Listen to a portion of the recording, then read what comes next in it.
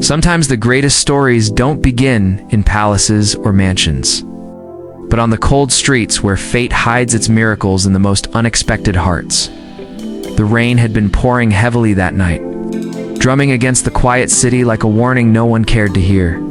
On one side of the road, the glowing towers of the rich shimmered proudly, while just a few blocks away, the shadows of broken shelters and torn blankets reminded the world of its cruel imbalance. And in between these two worlds, destiny waited to strike Adrian Cole. A wealthy businessman known for his sharp mind and even sharper fortune was driving his black Mercedes down the empty streets. His thoughts were clouded with stressed shareholder meetings, corporate betrayals, the loneliness that came with power. He didn't see the slippery curve ahead until it was too late. His car spun violently, crashing into a street pole with a thunderous bang. Glass shattered, smoke hissed, and for a moment, everything went dark. But across the street, someone heard the crash. A girl drenched in the rain, her thin jacket clinging to her skin, her bare feet numb from the cold pavement. Her name was Alina, a homeless soul who had spent years surviving on the city's leftovers. It's unseen and unheard by the world that rushed past her every day. Yet when she saw the wreck, she didn't hesitate. She ran. Her heart pounded as she reached the smoking car. The rich man inside was unconscious, blood trickling down his forehead. Most people would have walked away after all. Why risk everything for a stranger? But Alina wasn't most people. She pulled at the heavy car door with all her strength, her hands trembling until finally it gave way. The smoke stung her eyes, but she slipped inside, unbuckled his seatbelt, and dragged him out into the rain. "Stay with me," she whispered desperately, shaking him as his eyes fluttered weakly. "Don't you dare die on me." For a man who had everything, wealth, status, power, his life now rested in the fragile hands of a girl who had nothing.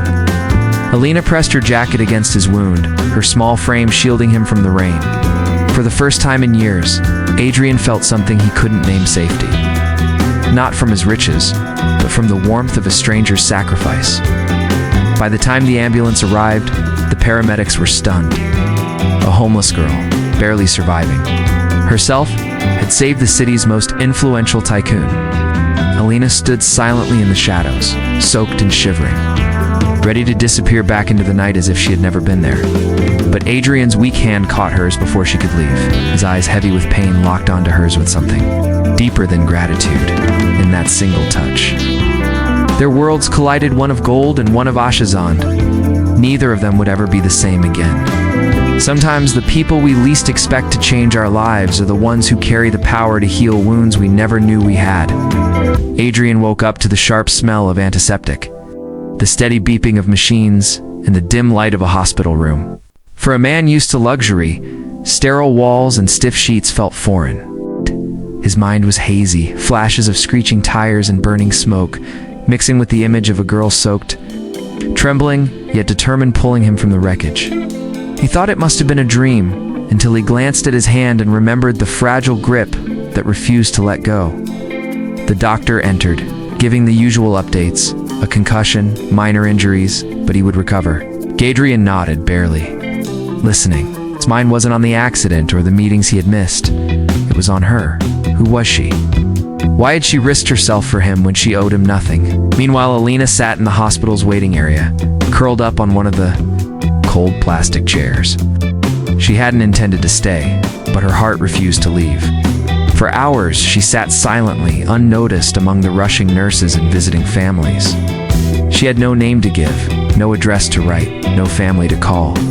She was just the girl who saved him. When Adrian asked about her, the doctor hesitated. She didn't give us much information. She said her name was Alina. She's been waiting outside since last night. Adrian's heart skipped. He asked to see her. The door opened slowly, and Alina stepped inside, hesitant as though the room itself rejected someone like her. Her clothes were still damp from the rain, her hair clung to her face, and her eyes carried years of exhaustion. She stood near the door, unsure whether to speak. "You," Adrian whispered, his voice hoarse. "You saved my life." Alina looked down. Anyone would have done the same. No, Adrian said firmly, shaking his head. Not anyone. Not in this city. You could have walked away, but you didn't. Her silence said everything. She had thought of walking away. She had thought of the hunger clawing her stomach, the nights spent under bridges, the dangers of being seen. But something inside her hadn't allowed it. I owe you my life, Adrian continued, his gaze softening. And I don't let debts go unpaid. Those words made Alina flinch. To her, debts were chains. She had spent years owing favors she could never repay, trading scraps of dignity just to survive. The last thing she wanted was to be bound to someone else, especially someone from the world that had always ignored her existence. I don't want anything, she muttered quickly. You're alive? That's enough. She turned to leave, but Adrian's voice stopped her at the door. Then at least let me help you, Alina froze. No one had ever offered to help her. Charity, pity, handout, sees, but help. That word carried a weight she didn't know how to trust. Slowly, she turned back, her eyes narrowing. Why? She asked. You don't know me. People like you. You don't care about people like me. Adrian's jaw tightened at her words. He had lived his whole life surrounded by wealth. Yet, at that moment, he felt the sting of truth in her voice. Maybe she was right. Maybe he had been blind to people like her all along. But now, after what she had done, he couldn't go back to being blind. I don't care where you're from, Alina, he said quietly. You saved me. That's all I need to know. For the first time in years, Alina felt seen not as a beggar, not as a burden, but as a person. Still, walls built by hardship don't fall easily. She gave a small, cautious nod before slipping out of the room, leaving Adrian staring after her with a determination he had never felt before.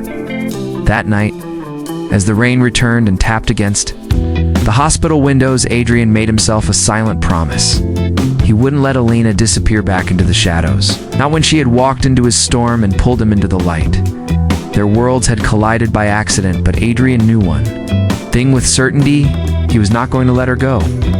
When fate brings two strangers together, the question isn't whether they can meet, it's whether they can truly belong in each other's worlds.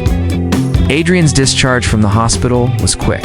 Money had a way of speeding things up. VIP rooms, private doctors, smooth paperwork. Yet, none of it mattered to him. His mind wasn't on the boardroom waiting for his return, nor on the investors blowing up his phone. His focus was on Alina, the girl who had saved his life, and then peered into the night like a shadow. For a man used to finding anyone with a single phone call, it shocked him how difficult it was to trace her. She had left no documents, no address, not even a last name. Adrian sent his assistant, Oliver, to search, but the task was nearly impossible. Sure, she doesn't exist in any system, Oliver reported. She's off the grid. But Adrian refused to give up. He remembered her eyes, the storm in them, the defiance, the loneliness. He couldn't explain why, but he needed to see her again. Meanwhile, Alina returned to her usual life on the streets. She found shelter beneath an abandoned railway bridge, where other homeless souls gathered for warmth. To her companions, she said nothing about what had happened. What was the point? They wouldn't believe her anyway. To them, she was still Alina, the girl with no home, no family, and no future. But inside, something had shifted. She couldn't stop replaying Adrian's words in her mind. You saved me. I don't let debts go unpaid, she had spent her whole life unseen, unheard, surviving on scraps. And yet, here was a man who had everything, insisting she mattered. It frightened her more than it comforted her. Days passed, but Adrian didn't give up. He started visiting the areas where she might be soup kitchens, old train stations, shelters. His expensive suits made him stand out like a flame in darkness. People whispered, laughed, some even mocked, but he didn't care. One rainy evening, his search finally bore fruit. He spotted her near a food truck, handing out free meals. She stood in line, her thin jacket clinging to her in the downpour, her hair plastered against her face. She looked smaller than he remembered, more fragile, and yet still carried herself with quiet strength. Alina, Adrian called softly as he approached. Her head snapped up. For a second, disbelief flickered across her features. Then her eyes, hardened, and she quickly turned away, as if ignoring him could make him vanish. Adrian stepped closer, ignoring the mud splashing his shoes.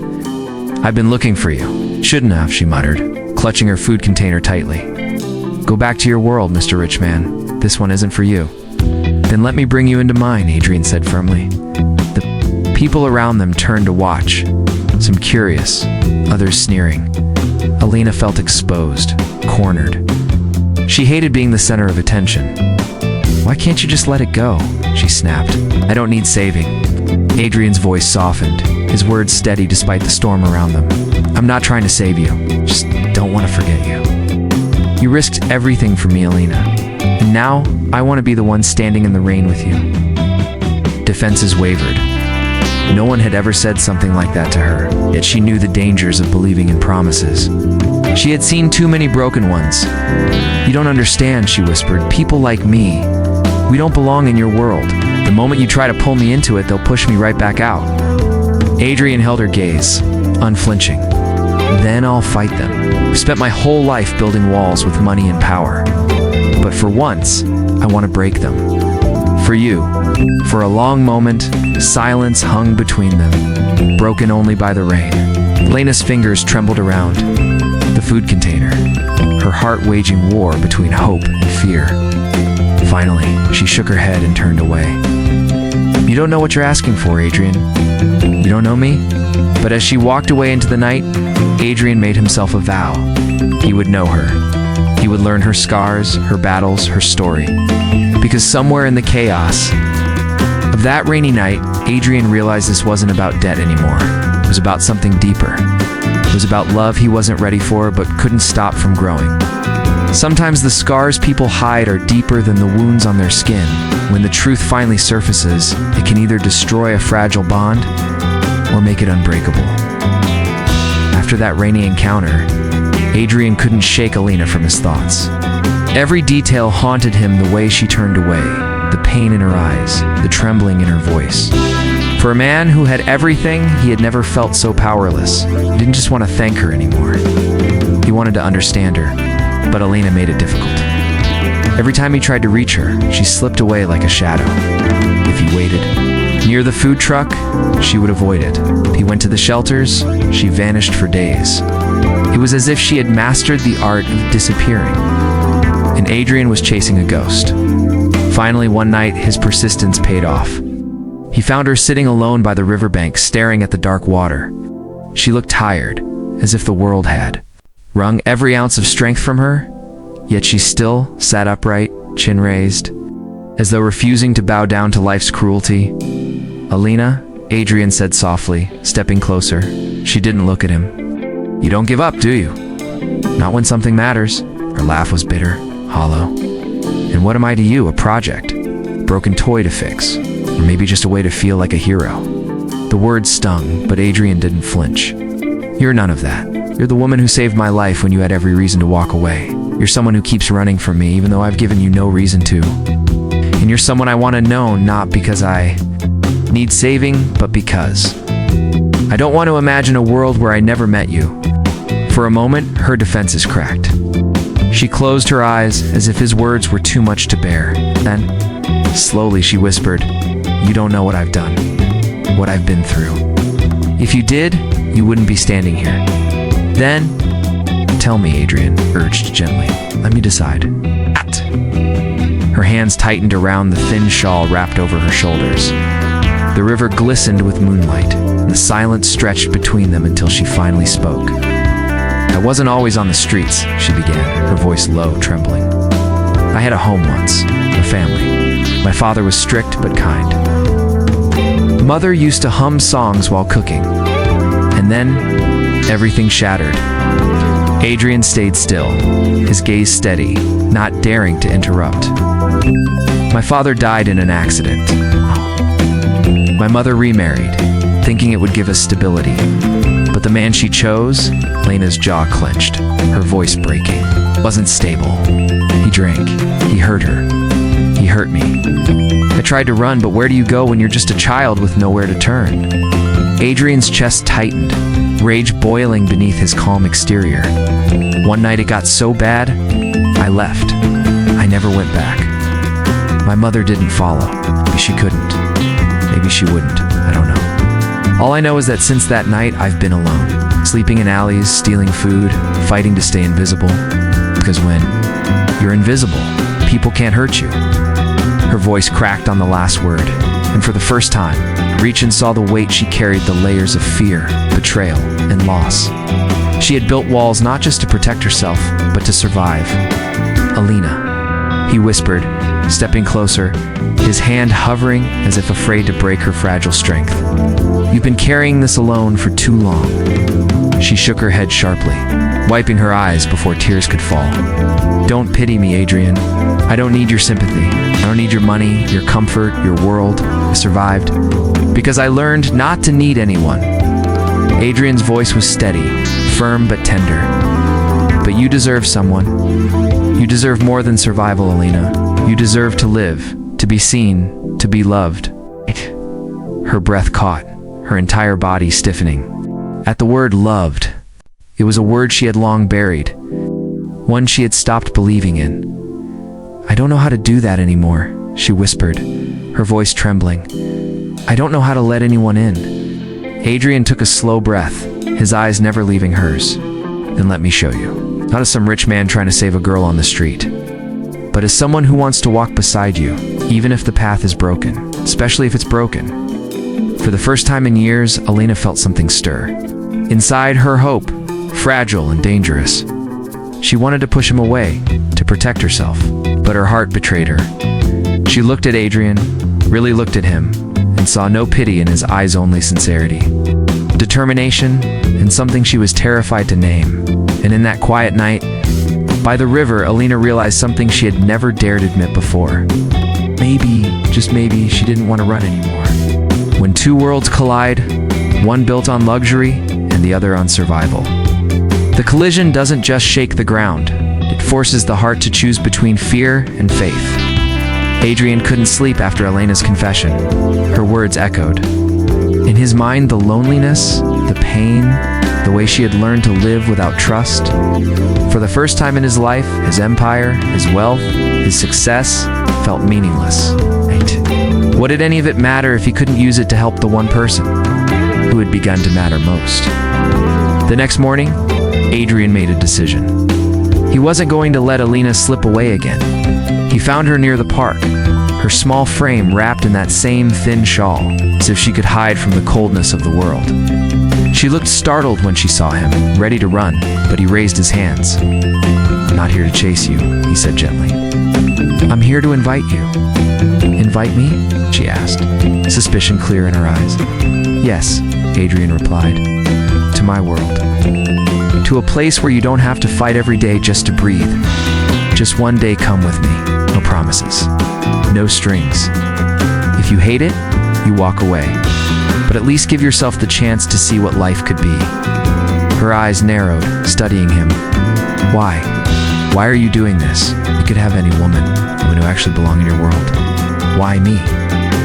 Adrian's voice softened, but his words were firm. "Because none of them saved my life.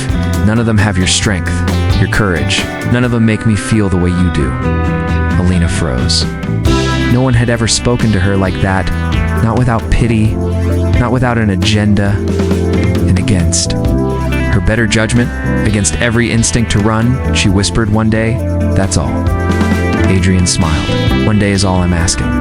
When Alina stepped into Adrian's car for the first time, she felt like she was crossing into another universe. The leather seats, the quiet hum of the engine, the warm fit, all felt foreign, almost unreal. She sat rigidly, clutching her shawl, her eyes darting around as if afraid someone would throw her out. Adrian glanced at her from the driver's seat. "Relax," he said softly. "You're safe here." "Safe," she repeated bitterly, her voice low. "I don't even know what that means anymore." He didn't argue. He knew safety wasn't something you could convince someone of, it had to be felt. When they arrived at his penthouse, Alina froze at the entrance. The towering glass building loomed above her, reflecting the sky, untouchable and intimidating. "I can't go in there," she whispered. "You can," Adrian said gently, offering his hand. "You saved me when I was at my weakest." Let me return the favor just for today." Her hand trembled as she placed it in his.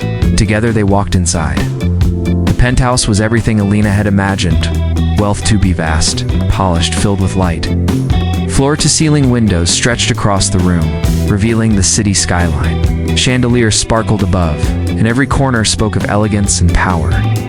But instead of awe, Alina felt a lump in her throat. She didn't belong here. She was dirt. "In a world of diamonds, I shouldn't be here," she whispered, stepping back.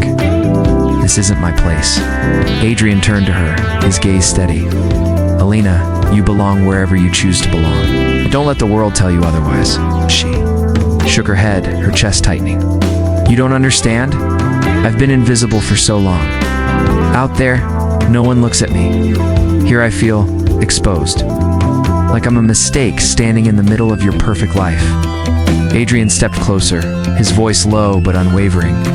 "You're not a mistake.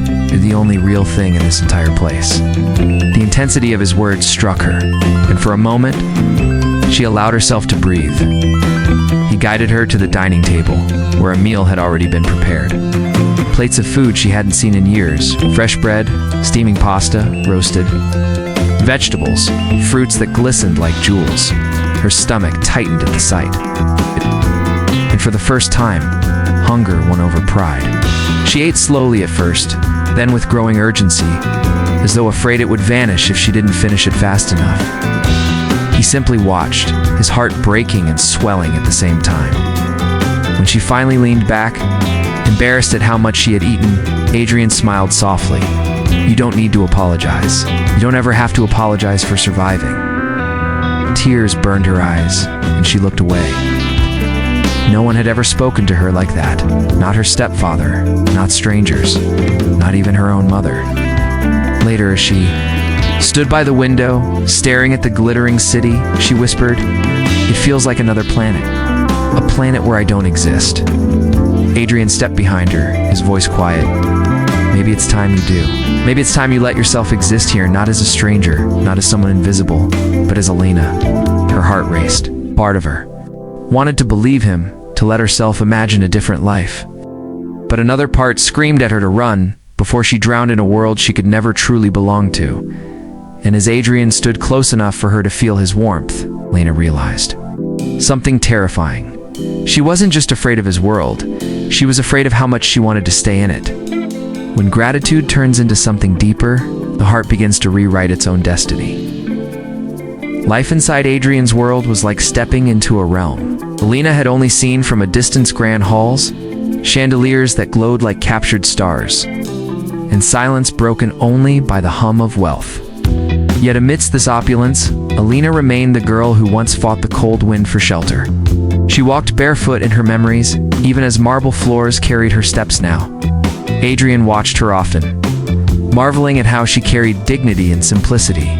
She never reached greedily for what was offered, never lost her grounding, even when the world tried to crown her with jewels. One evening, as he entered the study, he found her curled near the fireplace, not with expensive books or glossy magazines, but with an old notebook, scribbling her thoughts. "Why do you write so much?" he asked softly. She looked up, her eyes distant yet bright. "Because words are the only home I've ever had. They never abandoned me." That moment etched itself in Adrian's heart more deeply than all the riches he owned. But with every sunrise, Adrian's dependence on her presence grew heavier. It was no longer mere gratitude, it was something far more binding. He longed for her laughter in quiet mornings, for her voice when decisions weighed on him. Yet he feared voicing the truth. What if she only saw him as the rich man whose life she had saved, not as a man whose heart now belonged to her entirely? The city outside whispered its judgments. The newspapers, hungry for drama, began to speculate, who is the mysterious girl often seen beside Adrian Hale? Social gatherings brimmed with whispers, mocking laughter disguised as curiosity. Some saw her as a gold digger, others as an enigma. Lena felt the sting of those eyes like daggers, but she endured silently. For Adrian's presence beside her gave her strength. Still, shadows loomed. A rival of Adrian's, a man who had always coveted his empire, began digging into Elena's past. He found the alley she once called home, the soup kitchen she frequented, the records of her parents' tragic end. He planned to use it against Adrian, to taint her image, to remind her she did not belong in Adrian's glittering world. When Adrian discovered this scheme, rage filled him not for himself, but for Alina. He swore no one would weaponize her pain again. That night, as rain lashed against the windows, Alina confronted him. "Why do you defend me so fiercely?" she asked, her voice trembling. Adrian's answer was a whisper, yet it shook her soul. "Because losing you would break me in ways death never could." For the first time, she saw not a rich man, not a savior, but a human being stripped of all armor, trembling at the thought of losing what his heart had finally found. Sometimes love is not chosen, it chooses you, rewriting every plan, every wound. Every tomorrow, days turned into weeks, and the bond between them grew into something undeniable. The world tried to pull them apart with class, reputation, and whispers of betrayal, yet they only drew closer. Bound by a connection neither had sought but both now needed. Adrian, once a man of guarded silence, began to live through Elena's laughter, her stubborn strength, her raw honesty. Elena, once a girl of cold pavements, began to find warmth in his patience, his devotion, his refusal to let her past define her worth. What began as a chance encounter, the saving of a life, had turned into the saving of two souls, both scarred in different ways, but healing together. The test came when Adrian's rival publicly revealed Elena's past at a high-profile charity gala. Murmurs filled the room, cameras flashed, and Elena's shame threatened to drown her. But before she could crumble, Adrian took her hand, lifted it before everyone, and declared, "This woman saved my life, but more than that, she gave me a reason to live. If anyone dares call her less than extraordinary, they will answer to me." His words silenced the hall, but more importantly, they silenced the fears that had haunted Alina for years.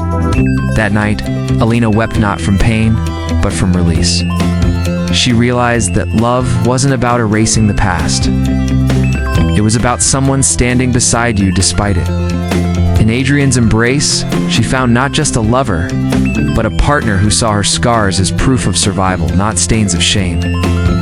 Under the quiet glow of dawn, on the very rooftop where she once looked up at the stars dreaming of a home, Adrian placed a simple ring in her hand. "Marry me, not because I owe you my life, but because without you, life means nothing." Tears blurred her vision as she whispered, "Yes." It wasn't wealth or revenge or even gratitude that bound them now. It was love, fierce and unshakable. Their story, born from the clash of two worlds, became a testament to a truth older than time. Love chooses the unlikeliest of hearts, mends the deepest of wounds, and turns survival into forever.